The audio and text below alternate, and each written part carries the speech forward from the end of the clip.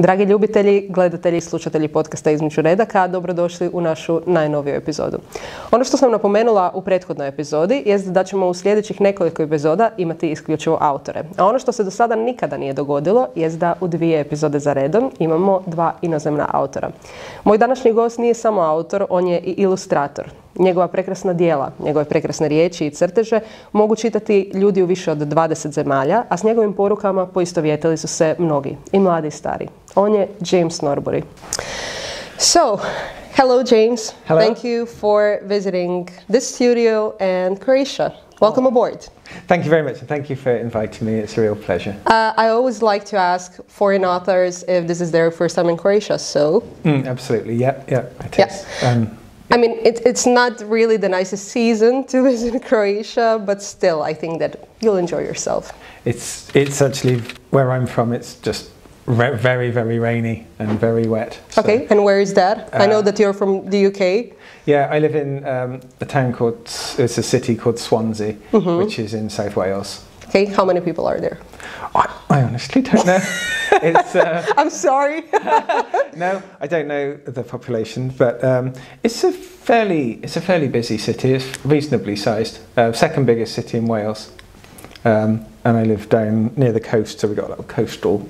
It's always rainy, always windy, which I really like. I just wanted to say that it really sounds nice until you mentioned the part with the wind and the rain. So I'm like changing my mind a bit. We do have nice summers. We just have very, very hot summer, and that, you know, it's very glorious there. And we have quite a few of the sort of sites of sort of heritage sites, you know, where that's really nice.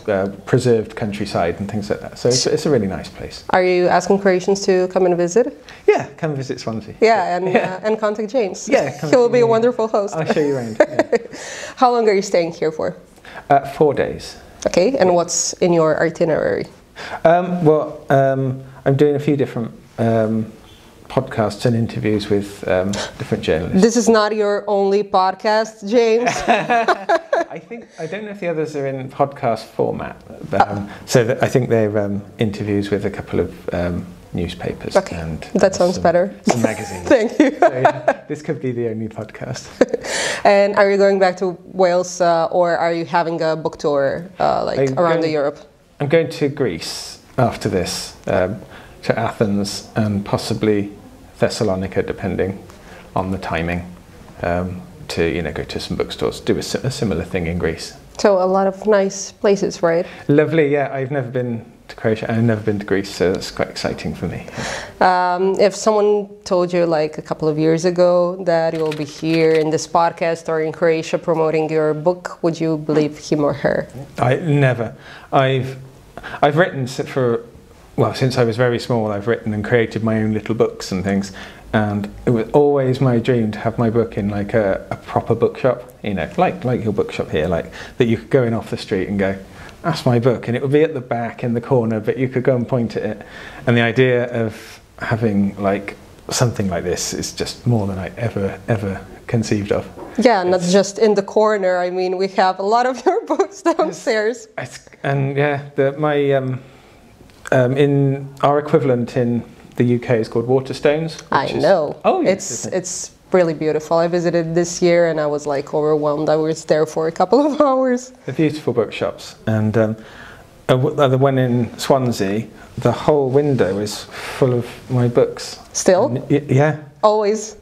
Not always. No, but they're certainly proud, and you're local, so yeah. It would be explainable. It's just, gosh, you walk past and go, I just wanted one book on one shelf in one corner. That was all I wanted, and that's so yeah, it's very, very, very. Yeah, maybe if you wanted like this, the whole bookshop window, then you would get like a corner book. So it's always the opposite, I guess, of what you want. Yeah, you're probably right. Yeah.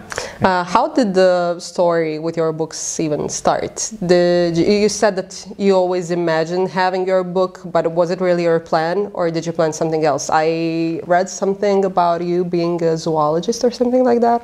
Yeah, although I always wrote and did art, what I actually wanted to do was be a zoologist, because I love animals and I always wanted to sort of save and help animals. That was my It still is something I absolutely love, but it didn't really pan out for various reasons.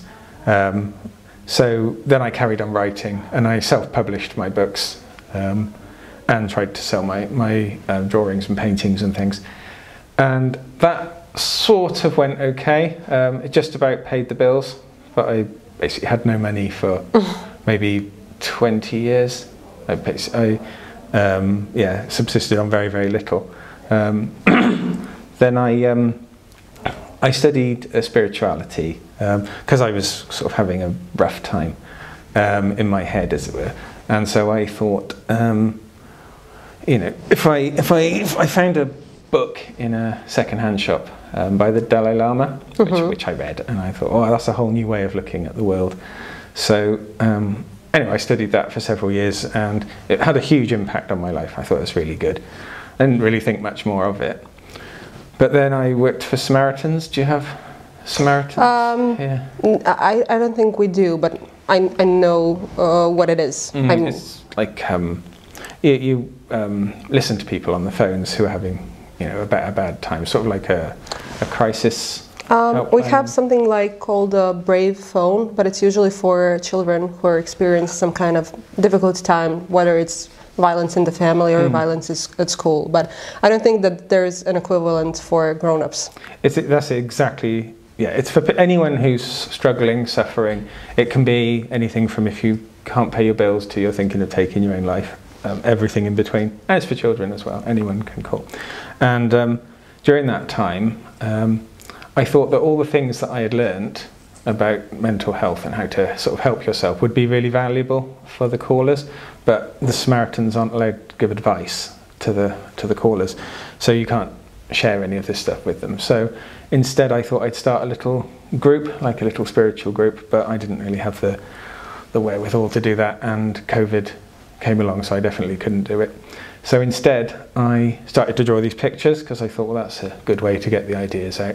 And I thought some of these ideas are quite complicated, so I thought I spent quite a lot of time working out how to condense quite a complex idea into a single image, because I thought that would be more digestible to everyday people. They could just see it on their phone and go, oh, I like that idea, and then they can head off and find out a bit more about it if they wanted to, or if it doesn't appeal to them, fine, move on. And so I drew all these pictures. I did like 2 or 3 every week. And then they got really quite popular, so I thought, oh, I'll make a little self-published book, because I knew how to self-publish books. And I sold so many of them that I couldn't keep up with the postage.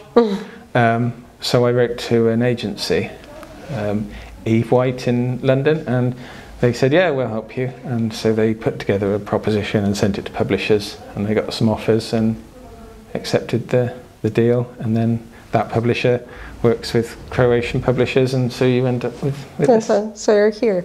Did you try maybe to publish your books through an agent or a publisher, the books you've written prior to these ones? Yes, I did. I've written to a lot of agents in my time. And how did it go? Terribly. Yeah. Why do you think that is? I guess the other work I write is not. It's not the same as this. It's science fiction, fantasy. Yeah, I saw something with like an android or something like that, or a robot. Yeah. And the cat. Yeah, the cat. Yeah, yeah. I wrote all sorts of stuff. I wrote like books for children, and like just about a huge scope of genres. I wrote, and I do illustrated books and all that. But no one was ever interested. Most agents didn't write back, and those that did just. A generic standard response, yeah. Thank you, but no thank you. Do you think that the quality of your book impressed them this time, or do you think that it was because you already had an established audience and like a lot of orders? I think it's a bit of both. I think it's the nature of the book. I guess because I had these, at the time, maybe 120,000 followers on Instagram, so I think the publishers already knew that there was a market for it, which certainly helped. So they didn't have to worry about whether people would like it or not.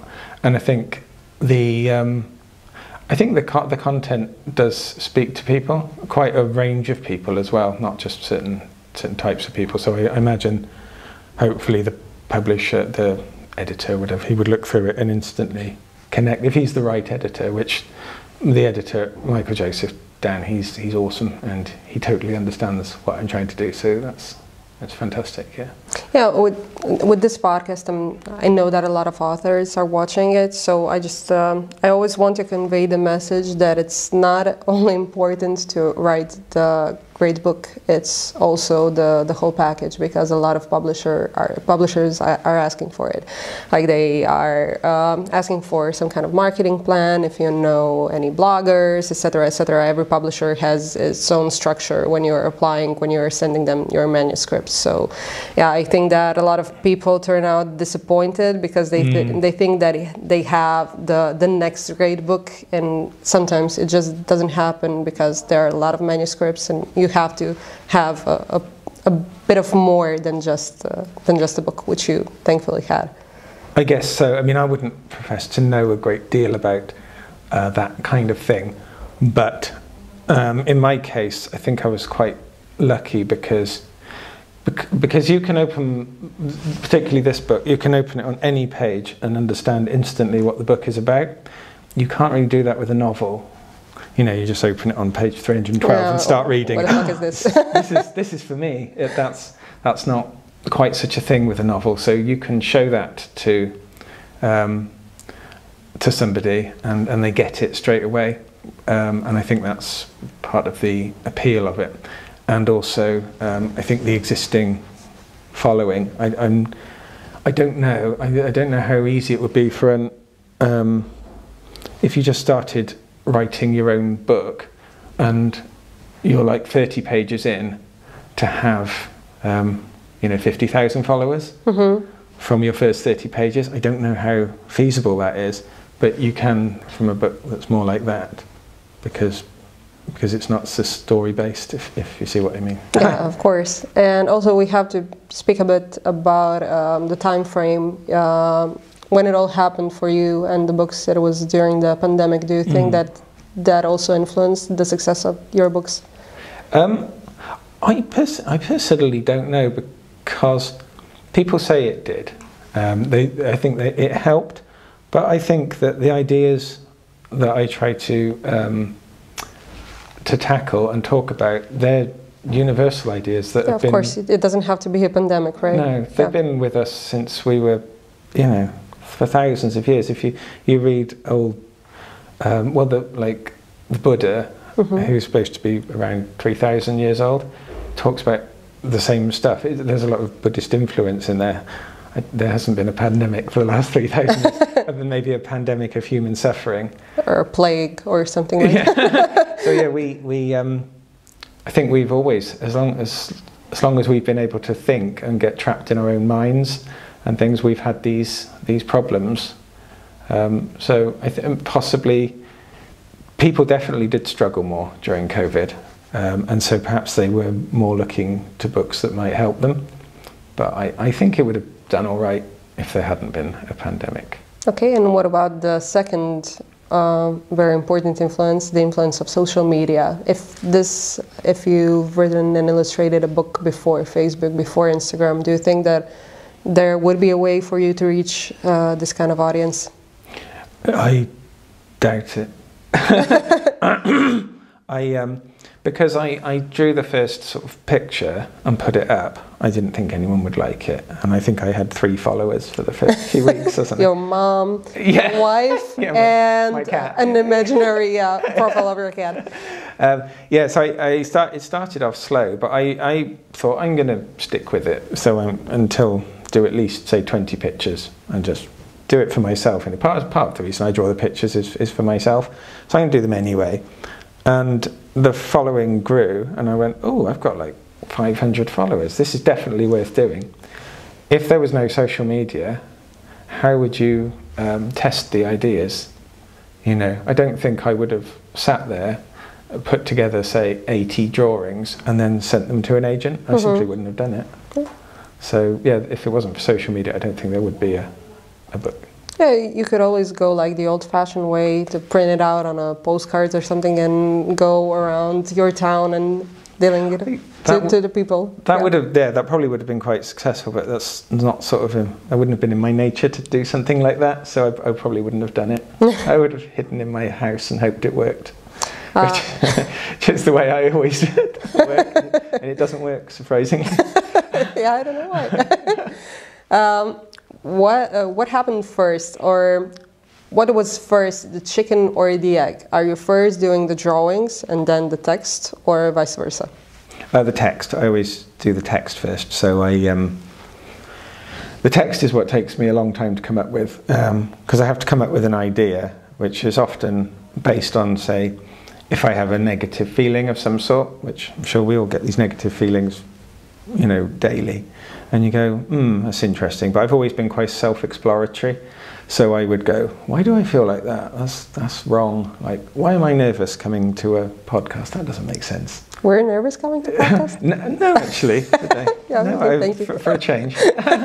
But I thought, okay, so say you're nervous. Why am I nervous? That's really weird. So then maybe I think, because I'm afraid of looking silly. And then I thought, well, who cares? So I thought, it doesn't matter if I look silly, you know, it's probably quite good for you to look silly. It will help to knock the corners off you. That's what well, just imagine everyone's naked who is watching us. Yeah. They say that it helps, so. Yeah. And so I would explore this idea and eventually try and listen to my own wisdom, if you like, which I think we all do have a wisdom in us, you know. It's just be quiet and think, oh, okay.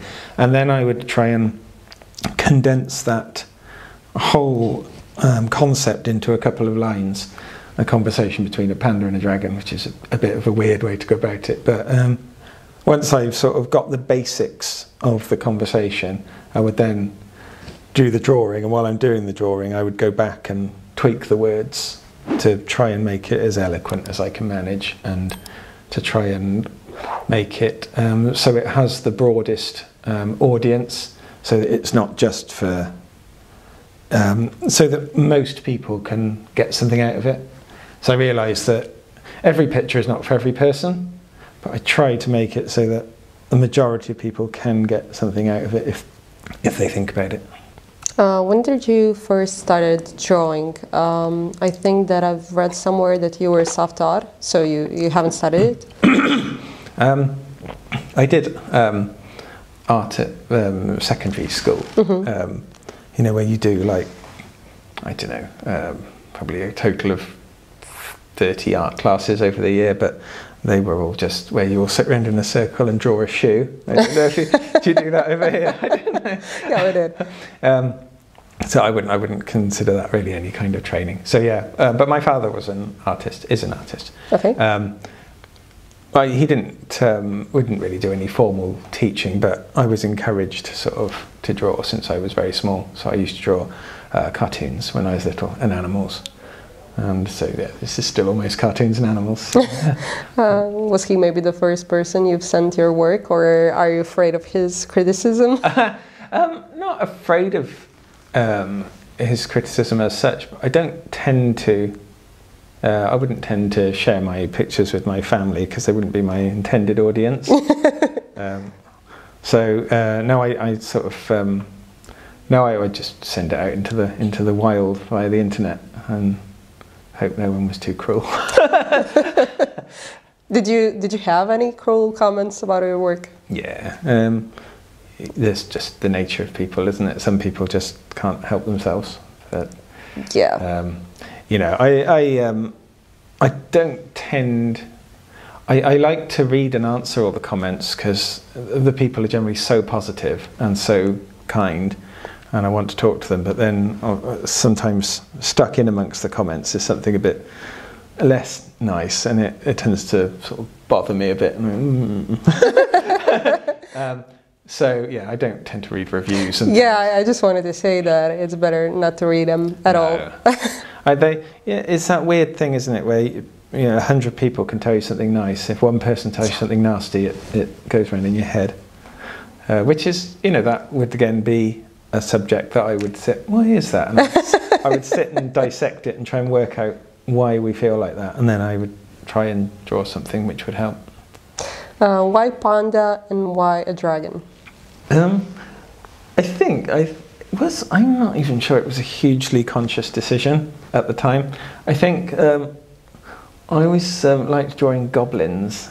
That certainly resonates with panda or a dragon. But the goblins... They're really similar.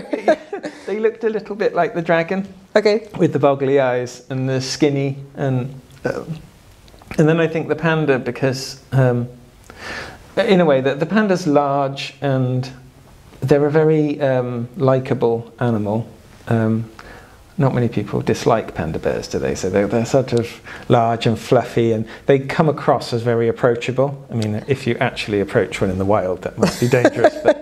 but they do come across as big, lovely things, sort of gentle and playful. So I think they're sort of something reassuring about his presence. And then the dragon, he's small and skinny and fun, and also he's sort of the opposite of what a dragon should be. A dragon should be huge and majestic and powerful and wise, and he's really small tiny. and skinny and daft and naive. And so I think it provides a nice contrast. Also, artistically, there's a massive contrast between the two characters. You're not going to mix them up. And you can ride around on the panda, which is quite fun. What's the main difference between them?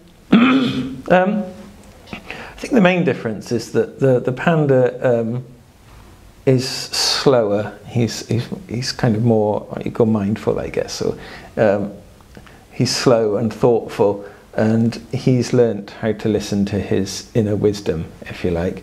As a dragon is all and so charging around. But I like to think he's got sort of beautiful childlike naivety about him. So and he should never stop doing that. You know, you don't need to stop playing and stop being fun and daft and experimenting and getting things wrong. That's all really important. So I guess that, yeah, those are the main differences. But the dragon does listen to the panda, and also eventually, yeah, and occasionally the dragon helps the panda, which I like to, because I believe there's a deep wisdom in all of us if we can, be quiet and listen to it, as it were. I do occasionally make it so it's the dragon that's the wise one, to sort of illustrate the fact that everyone has this kind of wisdom in them if they can work out how to hear it. I think that I already know the answer to this question, but I'll ask it anyway. Which character resonates with you more? Well, it's an interesting question, actually, because the characters sort of are supposed to represent the two halves of my brain. So like I keep saying, the panda's like the wisdom at the back that's quiet, and the dragon is the sort of front. I don't know if they're really at the front, but that sort of impulsive. Let's go and be stupid. There's a bit of you in both of them. Exactly. That's the whole idea. Is how we humans are great. We can have a conversation with ourselves, going, "Oh, I should be doing this." Oh no, and we can sit there locked in our own internal conversations. I mean, it's great when it's only internal. When you start speaking to yourself out loud, that's when it's becoming an issue. It does. It happens more than you'd think, doesn't it? So yeah, that's exactly it. They're almost like the two halves of my brain having a conversation with each other. So. You're here to promote the second book. I mean, the first and the second book, but the second book is a bit newer. It's called The Journey. What's the basic difference between the first and the second one? What can the readers who like the first one get from the second one? Well, they're the same characters, and they're doing what they do best, sort of walking, through the wilderness and talking, sitting, drinking tea and all that sort of thing. Bickering, maybe? Bickering? No. I don't think there's any bickering. No, not really. But, so then the dragon really listens to the panda. So. Yeah. The main difference is that the journey is a story, whereas the first book was a series of independent images and texts. The second book is a story, and the reason for that is because I think there is a lot of concepts that can't be covered in a single panel. The conversation needs to be longer than sort of 2 sentences in order to convey what I'm trying to get across. So yeah, the entire book is one long story. So that's the basic difference. I know that you were really influenced by Japan, and I also read on your page that you would really like to visit Japan, but at the point when you were writing the text for a web, you haven't still. Did you manage to do it in the meantime? And if not, why? Well, I am actually planning to go to Japan in the spring. Oh. It's the most lovely season to visit Japan, so I've heard. Yeah, it's so when the cherry blossom falls. Yeah, so that would be that's the plan at the moment anyway. And I haven't spoken to them yet, but I would like to meet up with my Japanese publisher while I'm out there, because that would be fantastic. I would really like to meet them. But yes, I've wanted to go there since I can remember. So and now I have the chance. I will go. Your books were translated in more than 20 languages so far. So is there a favorite one, or is there a language you would like your books to be translated into, and it still hasn't happened?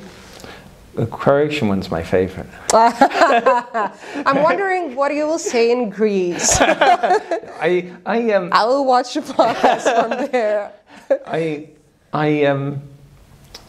I was very flattered when Japan and China chose to translate it, because the book takes a lot of influence from Japan and China, and also it's got quite a lot of there's a lot of the basics are based in Buddhism, and so which is more prevalent over there, and so I was a little bit worried that they would read it and sort of think, oh, who does he think he is? You know, like, so the fact that sharing our wisdom by himself badly, you know, this isn't right.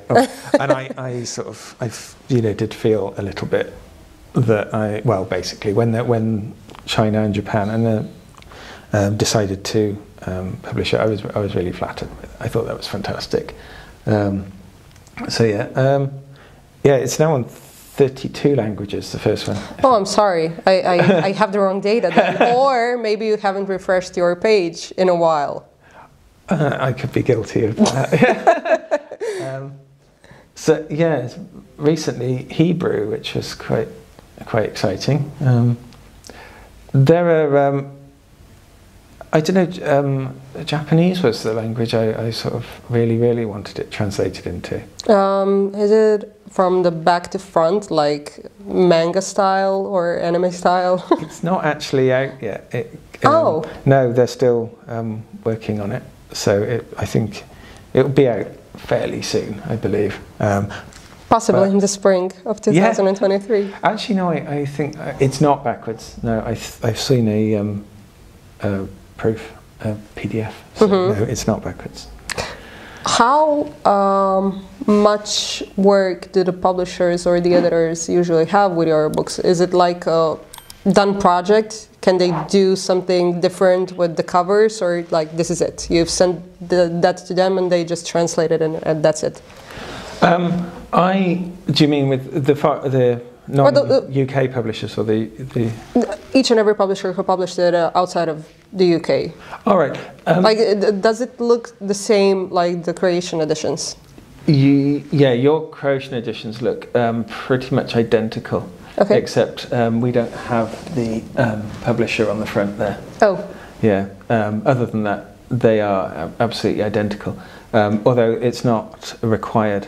Countries change the covers to reflect their audience. I particularly like the Taiwanese covers. They're really beautiful. They're all black and white, and they use images from within but they've got completely different art. It's almost unrecognisable. Most of the books do look roughly like this. But yeah, and I think Bulgaria, has done a very different cover. Because they're each... they can choose, like, do you send more examples of what they can put on the cover? They submit generally an idea to us, and we kind of, we do get to have a say. If we really don't like it, we can say we really don't like it, and they will change. But you know, we have to have faith that the editor in the country knows their audience and will, you know, make a good judgment. So, do you have a publisher in your home country, or are you still self-published? Oh, in the UK, no, we're with Michael Joseph, which is a division of Penguin. Okay. Yeah. So yeah, they're a great publisher. So you don't have to do everything by yourself anymore, right? I don't. I just do the pictures now. I do the illustrations and the text, and I lay it all out the way, you know. So it's I provide them with a PDF, pretty much, of the book exactly how I would like it to be. Mm-hmm. And then the editor obviously goes through and he says, well, I wonder if this text might work better under here. And they tweak it slightly, but pretty much what you see is exactly what I send them.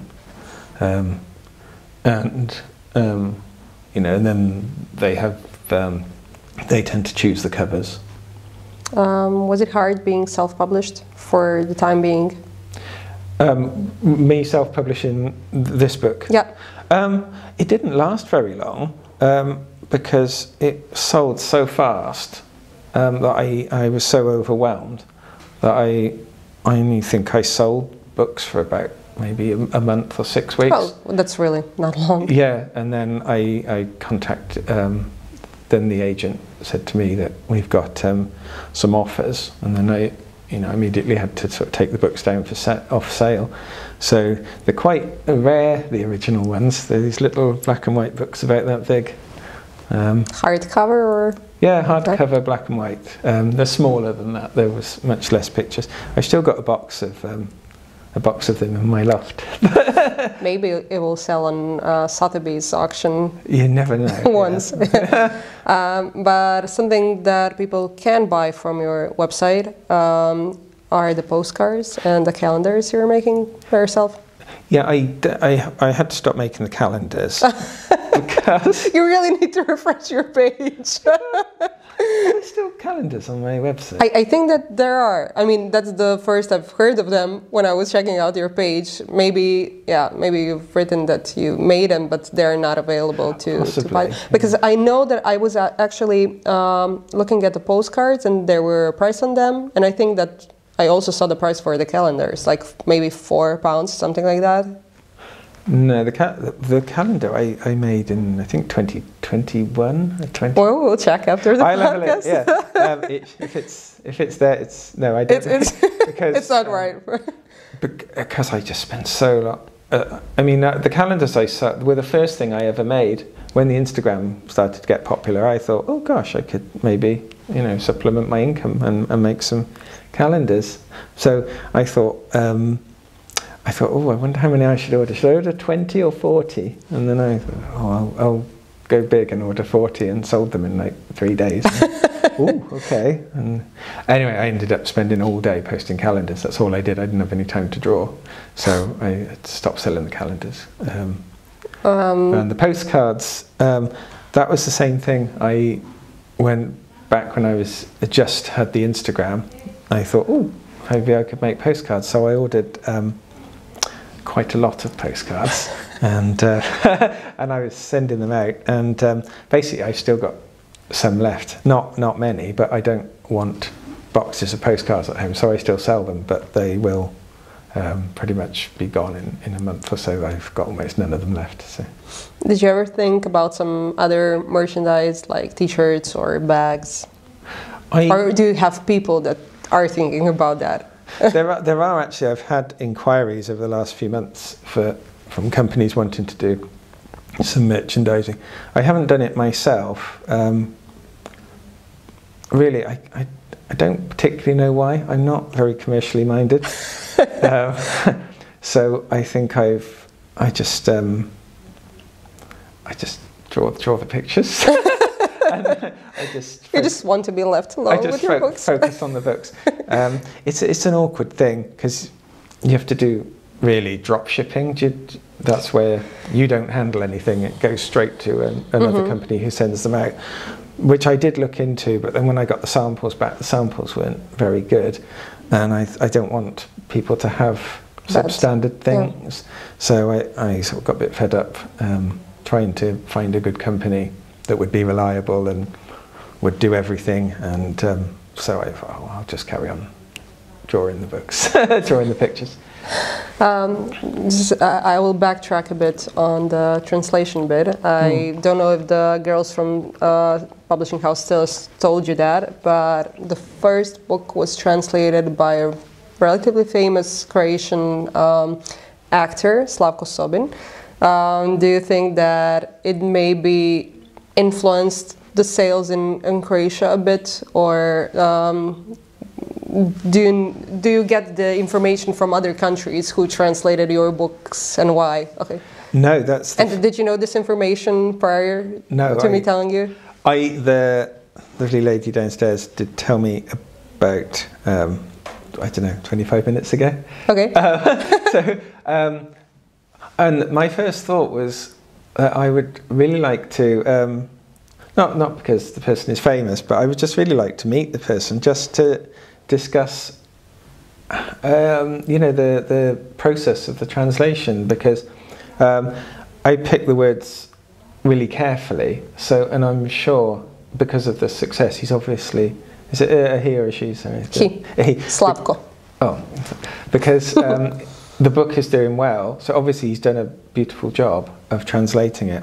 But English is known to be have a huge variety of words in it as a language, like one of the broadest languages in the world. So I always wonder what happens when you have a language with a smaller number of words, how you convey the subtleties. But obviously he has, because you know he's done a great job. There were no complaints, and you would be happy to hear that he's really animal lover. So maybe you resonated on that level. I'd love to. I don't know. Maybe he'll come to the book promotion. I will ask the girls after this. Yeah, maybe if I go through the publisher, maybe they can give me an email, connect you. And I can write to him and thank him. Or what did you do with my book? Well, something good, I guess. But yeah, I'd just be interested to hear about it, because I don't actually get a lot of feedback at all, really.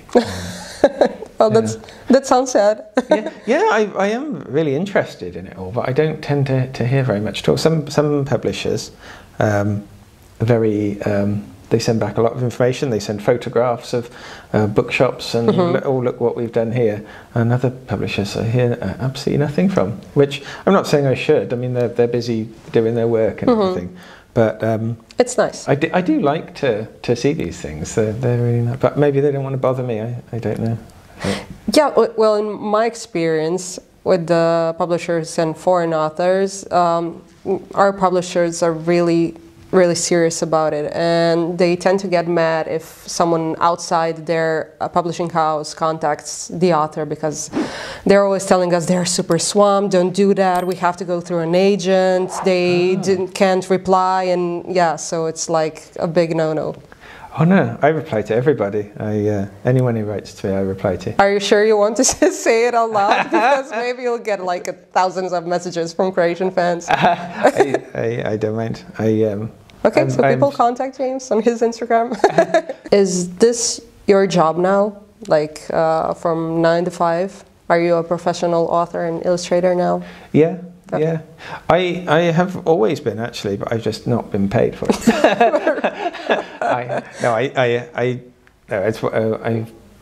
Art and writing is what I've done since I was about since I left university. But I've always been terrible at marketing, so I've always been incredibly unsuccessful because I never effectively get my work out there in front of anybody. I sort of put it up on my website or something and expect people to naturally find it and buy it, and that just doesn't happen.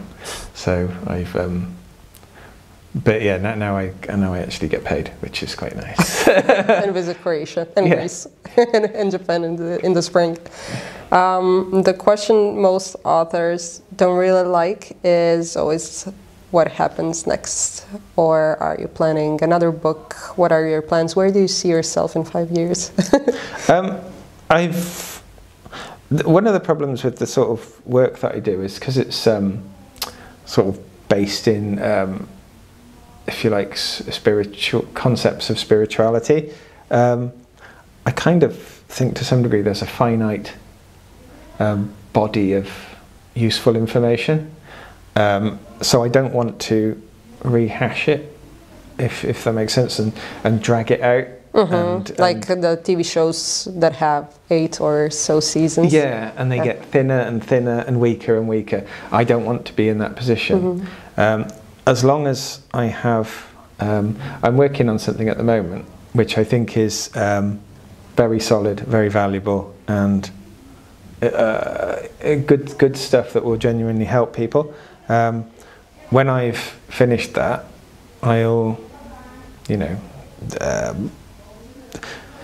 sit and think and go about my life and everything, and if naturally an idea comes to me that I think actually that's a good idea, then I'll do something else. And if I can't think of one, I won't produce something just to write another book. I would hate to write a weak book that people thought, oh yeah, he's just doing it for the money. Yeah, I would. That would be awful. I would hate that. So I feel there's a few more ideas that are really worth doing, but I don't know how many. Is there something that you would like to tell young authors or illustrators who are maybe worried or sad that their work isn't getting any recognition? Some wisdom from the pendant. Sure, I did. Dispense wisdom. Put a coin in my head. I can only speak from my personal experience, so I don't know how useful that would be to other people. I mean, it seems useful, so. I stuck at it like for years and years and years, despite like never really getting anywhere. That's one thing I could say to my credit, that I was persistent. I just kept going. I kept trying different things. I didn't. I've done graphic novels and science fiction and fantasy and tons and tons of different things. Even Lego animation movies I used to make. Yeah, you can see them online. Yeah, all sorts of things I tried. And eventually, one thing I tried worked. So you could probably take something away from that. I think a really good piece of advice for me, is that each of us is like a unique person. And I think I heard somebody say sometime, is to like sing a song that only you can sing, or something like that. Because, your experiences, your voice, your life, what you're into, is totally different to mine. We will sing a different song. You shouldn't try and sing my song, and I shouldn't try and sing your song. And that unique blend of weird you-ness is what creates your special thing, and that's not going to be like anyone else's thing, hopefully. And it's very tempting to try and copy somebody else's thing because you see it's successful or whatever. So that's something I think is quite valid. Okay, thank you for this great message, and thank you for this whole conversation. I'm really looking forward to your book promotion, which is happening also today, the day we're filming. And I hope that you'll enjoy your stay, and I hope you'll like Croatia better than Greece, and that Japan will be everything you dreamt of. Oh, thank you. Yeah, I'm very, very excited, and thanks for the opportunity and for talking to me. Thank you.